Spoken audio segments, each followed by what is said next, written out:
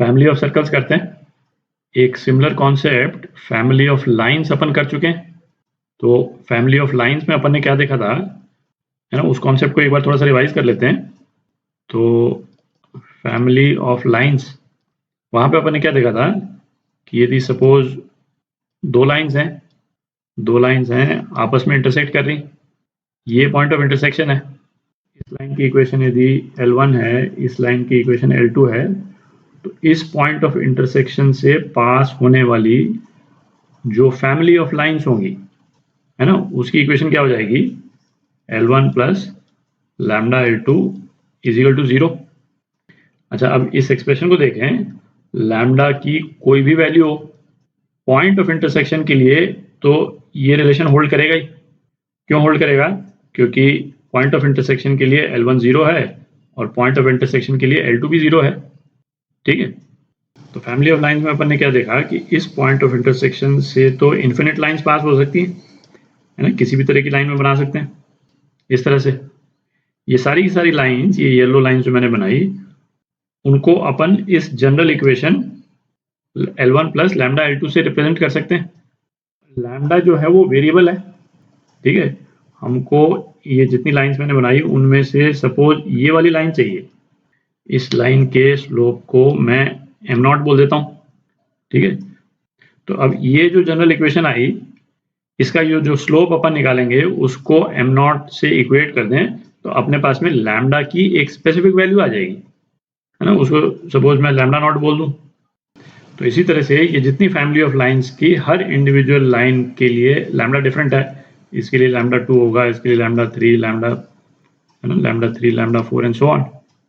तो exactly similar concept जो है वो फैमिली ऑफ सर्कल्स में, है ना, अप्लाई होता है। ये सपोज जैसे दो सर्कल्स अपन ने ले लिए, है ना, जो इंटरसेक्ट कर रहे हैं, इन दो पॉइंट्स पे इंटरसेक्ट कर रहे हैं, ठीक है। तो इस सर्कल की equation suppose S1 is equal to 0 है और इस सर्कल की equation S2 is equal to 0। तो फैमिली ऑफ सर्कल्स जो इन दोनों पॉइंट्स ऑफ इंटरसेक्शन से पास हो रहे हैं, उनकी इक्वेशन क्या हो जाएगी, S1 plus lambda S2 is equal to 0। जैसे स्ट्रेट लाइन के केस में सिंगल पॉइंट से इन्फिनिट लाइंस पास हो सकती, ठीक है। किसी भी लाइन को यूनिकली आइडेंटिफाई करने के लिए हमको दो पॉइंट्स चाहिए होते थे, जिनके थ्रू केवल एक ही लाइन पास कर सकती है, दो पॉइंट्स के थ्रू। इसी तरह से सर्कल के केस में दो पॉइंट्स के थ्रू इन्फिनिट सर्कल्स पास हो सकते हैं।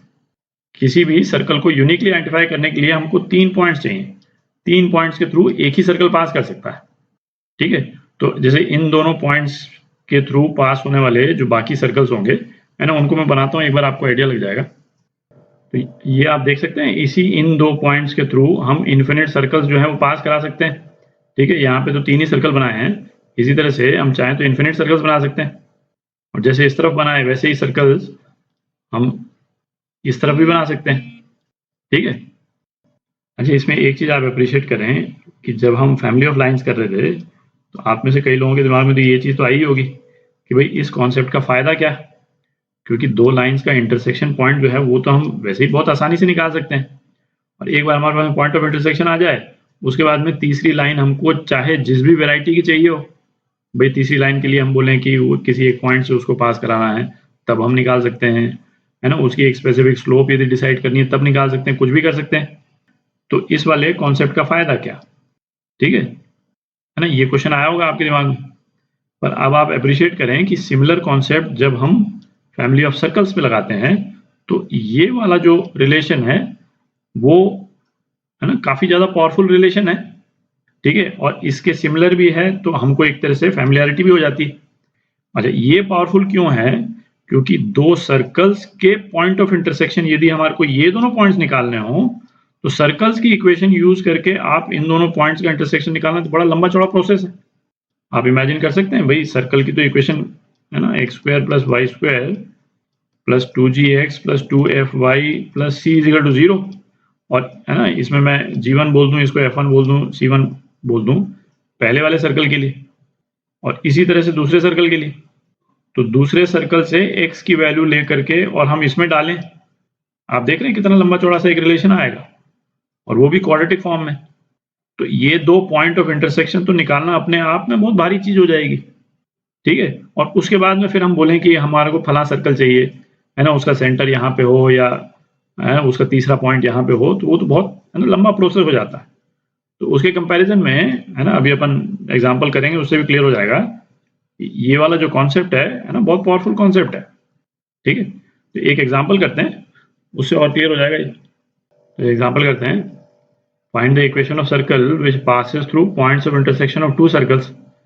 दो सर्कल्स की इक्वेशन दे रखी है, S1 is equal to x square plus Y square minus 2x minus 4x minus 5 is equal to 0, और S2 क्या दे रखा है, x square plus Y square minus 3x minus 5x minus 3 is equal to 0।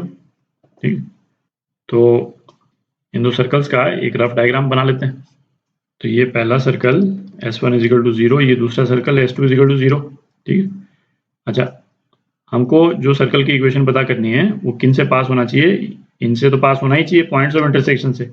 और एक कोई तीसरा point दे रखा है -1 है ना, कहीं पे भी हो सकता है, मैं यहाँ बना देता हूँ, है ना। तीसरा पॉइंट कौन सा है, ये -1 तो अपने को इन तीनों पॉइंट्स से पास होने वाले सर्कल की इक्वेशन निकालनी है ना, एक पॉइंट, दूसरा पॉइंट और ये तीसरा point.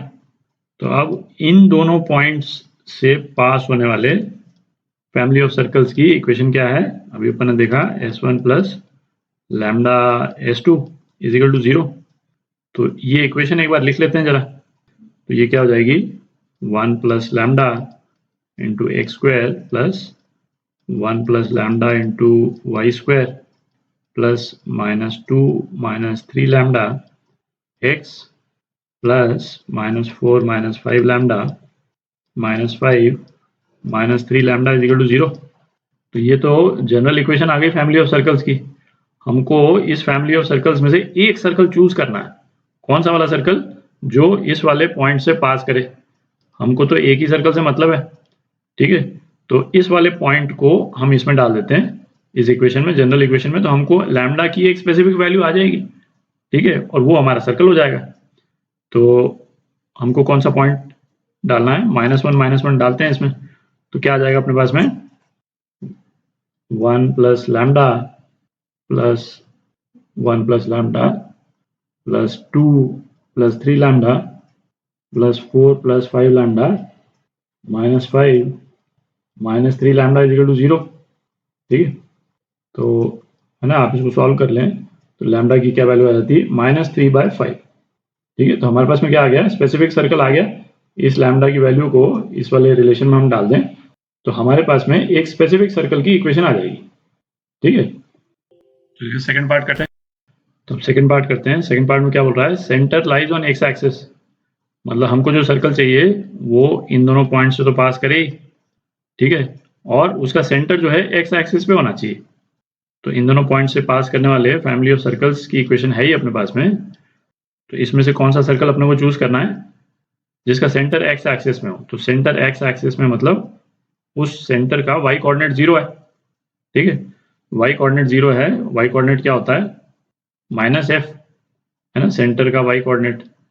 Y coordinate of center -f के बराबर होता है। तो वाई कोऑर्डिनेट मतलब -f0 है ना, f0 है। अच्छा, तो इसका मतलब क्या हो गया कि y का जो कोएफिशिएंट है ना, वो 0 हो गया। तो इसका मतलब -4 माइनस 5 लैम्डा ये 0 के बराबर है। तो लैम्डा इस केस में क्या आ गया, -4/5।